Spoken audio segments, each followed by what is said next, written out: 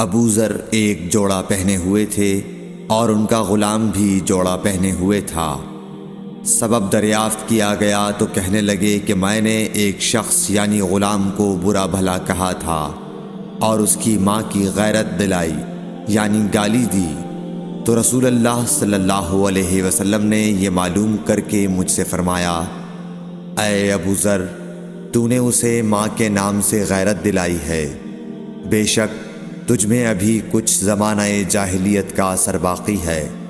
یاد رکھو ماتحت لوگ تمہارے بھائی ہیں، اللہ نے اپنی کسی مصلحت کی بنا پر انہیں تمہارے قبضے میں دے رکھا ہے، تو جس کے ماتحت اس کا کوئی بھائی ہو تو اس کو بھی وہی کھلائے جو آپ کھاتا ہے، اور وہ کپڑا اسے پہنائے جو آپ پہنتا ہے، اور ان کو اتنے کام کی تکلیف نہ دو کہ ان کے لیے مشکل ہو جائے، اور اگر کوئی سخت کام ڈالو تو تم خود بھی ان کی مدد کرو۔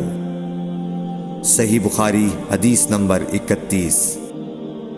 جب سورہ انعام کی یہ آیت اتری، جو لوگ ایمان لائے اور انہوں نے اپنے ایمان میں گناہوں کی آمیزش نہیں کی، تو آپ صلی اللہ علیہ وسلم کے اصحاب نے کہا، یا رسول اللہ، یہ تو بہت ہی مشکل ہے، ہم میں کون ایسا ہے جس نے گناہ نہیں کیا؟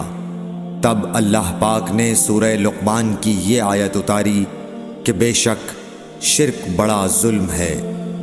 صحیح بخاری حدیث نمبر 32۔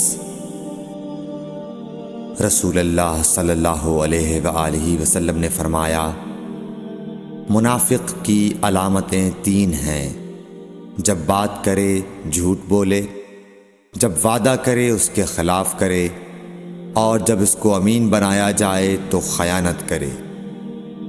صحیح بخاری حدیث نمبر 33۔ رسول اللہ صلی اللہ علیہ وسلم نے فرمایا کہ 4 عادتیں جس کسی میں ہوں تو وہ خالص منافق ہے، اور جس کسی میں ان 4 میں سے ایک عادت ہو تو وہ بھی نفاق ہی ہے جب تک اسے نہ چھوڑ دے۔ وہ یہ ہیں، جب اسے امین بنایا جائے تو امانت میں خیانت کرے، اور بات کرتے وقت جھوٹ بولے، اور جب کسی سے عہد کرے تو اسے پورا نہ کرے، اور جب کسی سے لڑے تو گالیوں پر اتر آئے۔ صحیح بخاری حدیث نمبر 34۔ رسول اللہ صلی اللہ علیہ وسلم نے فرمایا، جو شخص شب قدر ایمان کے ساتھ محض ثواب آخرت کے لیے ذکر و عبادت میں گزارے، اس کے گزشتہ گناہ بخش دیے جاتے ہیں۔ صحیح بخاری حدیث نمبر 35۔